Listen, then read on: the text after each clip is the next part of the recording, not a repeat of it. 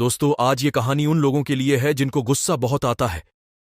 तो चलिए दोस्तों, कहानी को शुरू करते हैं। दोस्तों, एक दिन गौतम बुद्ध अपने शिष्यों के साथ एकदम शांत बैठे हुए थे। उन्हें इस प्रकार बैठे हुए देख शिष्य चिंतित हुए कि कहीं वह अस्वस्थ तो नहीं है।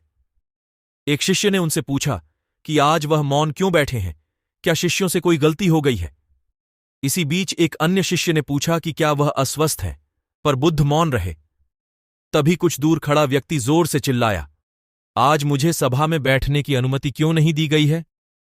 बुद्ध आंखें बंद करके ध्यान मग्न हो गए।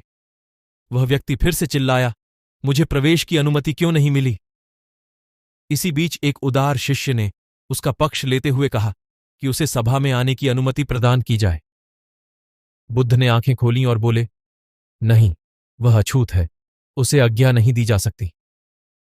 ये सुनकर शिष्यों को बड़ा आश्चर्य हुआ।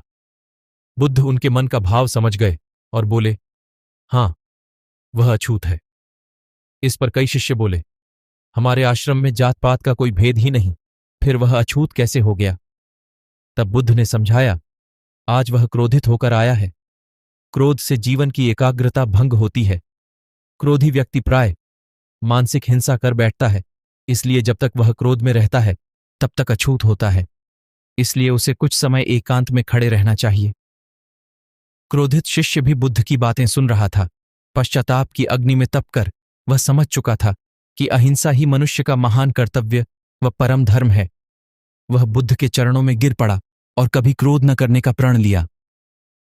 तो दोस्तों, ये कहानी हमें यह सिखाती है कि क्रोध के कारण व्यक्ति अनर्थ कर बैठता है और पश्चाताप उसे बाद में होता है, जिसका कोई लाभ नहीं मिलता। इसलिए हमें क्रोध नहीं करना चाहिए।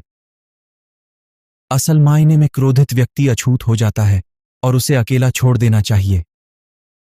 क्रोध करने से तन, मन और धन तीनों की हानि होती है। क्रोध से ज्यादा हानिकारक कोई और वस्तु नहीं है।